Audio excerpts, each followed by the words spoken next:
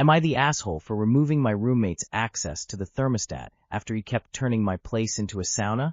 I, 26 years old, live with my roommate, 27 years old. We split the rent and have been for a while now. He's completely nuts about being cozy, which to him means cranking the thermostat up to 78 or 80 and leaving it running all day. I work from home, and it's like walking into a sauna. The meetings are grueling enough without feeling like I'm going to spontaneously combust. I asked him to please keep the temperature reasonable a bunch of times. He'd say okay, but as soon as I went to bed or left the room, he'd flip it back to Arctic to tropical climate finally. I told him if he wants to live in a constant heat wave, he can take out his wallet and write the extra checks. But he just said I'm being controlling, and that temperature just isn't that big of a deal. So I decided to take matters into my own hands. I changed the app password on the thermostat and set it to keep the house at a reasonable 72 degrees during the day and 68 at night. He finds out, changes the password, and proceeds to call me a total psycho. Acting like you're the owner of the place, he says. It's getting pretty ridiculous. Now he's been telling all our friends that I'm being financially abusive because I won't let him turn the heat up to broil with my money. And our friends are really split on it. Some just laugh along with us like it's a hilarious joke, while others are actually starting to think he's lost his mind. Tell him to use a heating pad or get a heated blanket. Wow, sounds like you two need to look for new roommates. When is your lease up? I'd also be handing the whole heating bill, gas or electric, over to him to pay if he's going to be making it a sauna all the time. Mild yes. I'm sorry, he thinks between 68-72 is Arctic? Is he a lizard person? Do you live in a terrarium? Get a new roommate, it's time to move out. He does pay half the rent, therefore you cannot reasonably lock him out of the AC/heat unit. Am I the asshole for thinking you shouldn't be billed after a dinner party invite?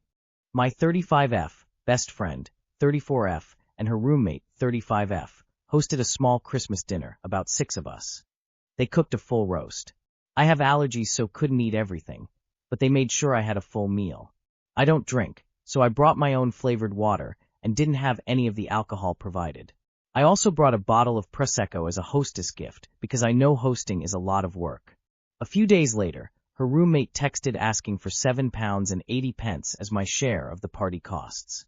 It's not a lot of money, so I transferred it straight away. But it didn't sit right with me.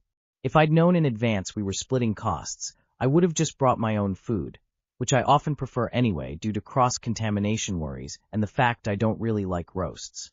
I only ate what was served because when friends invite you to celebrate a holiday, you say yes and are appreciative. For context, I've hosted multiple parties where my best friend and her roommate were invited, with food and alcohol provided, and I've never charged anyone. I've also had her over plenty of times and provided drinks and snacks. I've never kept track, it's just how I see friendship. If I invite you, I host you. I sat on my feelings for months to see if I'd get over it, but I didn't. After not replying to several of her messages, I finally told her that being asked retrospectively made me uncomfortable and that expectations to split costs should have been communicated in the invite. She said it's the norm within that friendship group, but agreed she should have mentioned it beforehand. I said that makes sense if that's how their group operates, and I'd keep it in mind in future. But that's not how me and my friends function.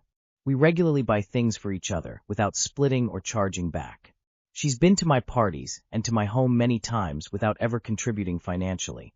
So while maybe that's normal for them, it's not something I'm used to. She got defensive and said I was attacking her character. My best friend says she doesn't want to be in the middle and won't discuss it with either of us. She says she sees both sides. Am I the asshole? And what would you do now?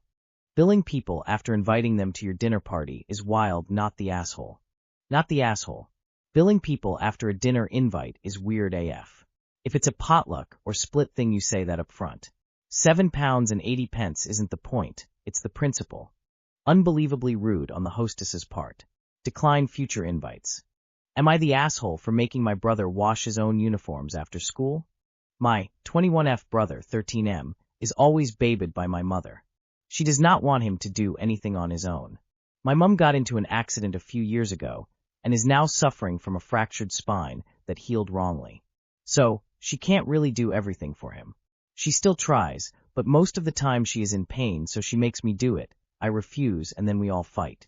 That's how it had always been in my house. I do adore my brother, but he also pissed me off. In my country, 13 is the age where you leave primary school and go to secondary school, which I would say is a crucial part in life. My mom talked to me and asked me to take care of him. She said she can't take care of him properly since she is not as well as before. I agreed, but also said that I would put my own rules. 1. Everything related to school, such as homework and uniforms, are all his responsibility. 2. If he doesn't like my cooking, he can fry an egg or make a sandwich or just suck it up. I am not going to cook an extra meal for him. The reason why I made such rules is because I am currently in my semester break. I know if I don't set boundaries now, my brother will expect me to do his stuffs even when my semester starts, and I will definitely not have time for this. So, I started teaching him to be responsible. If he messed up, I am here to fix it. Anyways, my mom disagrees with me. She says it's cruel that I am making him wash clothes and cook his own food when he returns home tired after school. My brother also has extra classes from 8 p.m. to 11 p.m. on Tuesdays and Thursdays, so he technically does not have time to relax. I do understand, but again, I can't do them once my semester starts. I would be leaving the house at 6 a.m. and come home at 10 p.m., and I would like to do my assignments. Also, he could always just eat what was cooked or wash his uniforms earlier, so that he doesn't have anything to do on days he has class. The thing is, he doesn't even seem to mind my rules, and I would say we bond quite well as I teach him how to do this and that. My mom says that she used to do all these for me when I was his age, and that me making him do it is just simply cruel. He has to wear a heavy bag, in suffocating uniforms, and walk under the sun, and then come home and do his homework and also do extra studies. I told her I understand that, but I simply can't do it for him. Plus, while she did it for me, I was taking care of my brother, feeding him and bathing him when he was 5. It's not like my mother was doing everything while I was being a couch potato.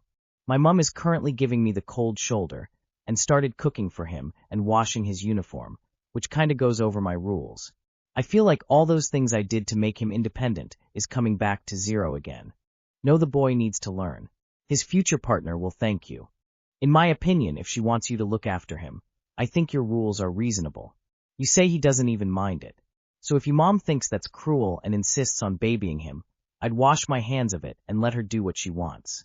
Not the asshole you have to nip that in the bud ASAP. My nephew is 16, and my sister literally was cutting the meat on his plate for him last night. It was mortifying. You are doing your brother a favor by helping him learn life skills. Am I the asshole for asking my friend not to bring her toddler to every get-together? I have a small friend group that meets up every few weeks for dinner or drinks. One of my closest friends, Anna, had a baby about 2 years ago, and for the last several months she's been bringing her toddler to nearly every hangout. At first it was fine, and we all understood she was adjusting to motherhood. But lately, it feels like every get-together turns into a playdate instead of an adult catch-up. The conversations are constantly interrupted, she leaves early, and the atmosphere has totally changed. Last weekend, I messaged her privately and said I miss having adult time with her, and maybe we could plan something just for us now and then. She got really quiet and later sent a long message saying I was being unfair, unsupportive, and excluding her as a mom. Now the rest of the group is kind of split. Some think I was right to bring it up. Others think I should have just accepted that things are different now. So, am I the asshole for asking for some child-free time with a friend who's now a parent? Not the asshole. Toddlers don't belong at an adult get-together. So much missing context. Info. Is Anna a single mother? Does she have any childcare help? Do others in the group have kids? Where are these hangouts someone's home, restaurants or bars? Not the asshole. When my kids were little, I hated it when I was trying to get out for the night, and someone else brought their kid. She can find a babysitter or she can miss it.